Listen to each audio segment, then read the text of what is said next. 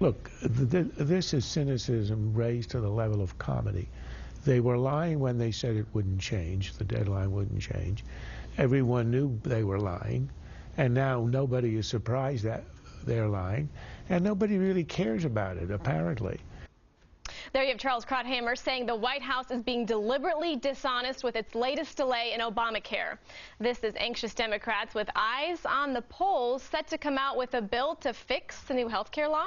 Joe Trippi, former Howard Dean campaign manager and Fox News contributor, joins us, along with Chris Wilson, a GOP consultant and former executive director of the Texas Republican Party. Gentlemen, thank you for joining us.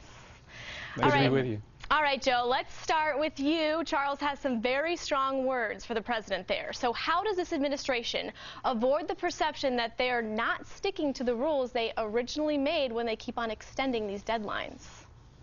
Well, I don't think they're going to avoid that. I mean, clearly changing the date from March 31st to April 15th is a change and something they said they weren't going to do. But in the end, I don't really think there's a big political consequence to the deadline, to changing the date it closes for 15 days. I don't think there's going to be significantly that more people who sign up, or I mean, on the good or the bad side, people who hate it are going to keep hating Obamacare. The people who love it are going to love it. And numbers have been pretty baked in the cake for a while now on both sides, with the majority of people having problems with the law. So I'm not trying to push that aside. There are going to be problems in these races, but I don't think this change of the date is going to matter very much. Chris, do you agree with that? Do you think that it's really not that big of a deal that they keep changing the date? Don't you think they should stick to a deadline? That's pretty important.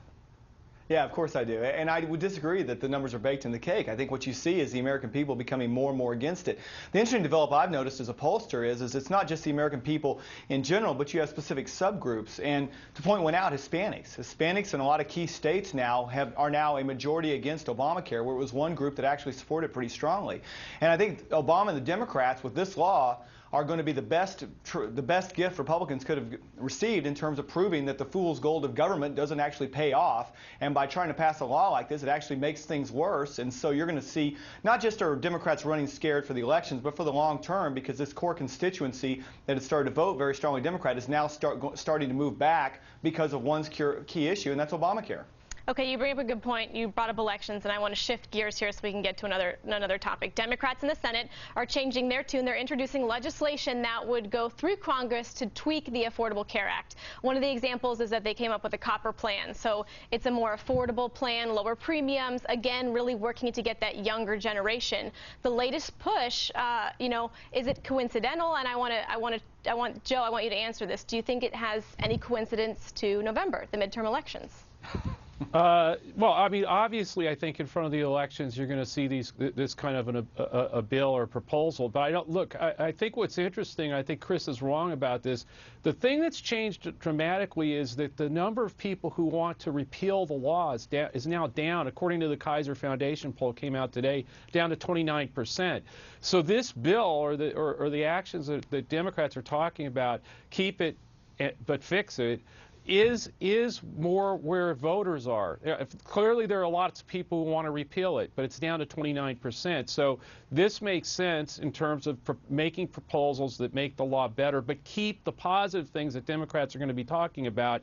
If your child's under 26, you can keep them on your plan. Pre-existing conditions can't be a reason to be disqualified. All the positive things that they want to do, fix the bad things, and that's what that's one of the things these senators are trying to do.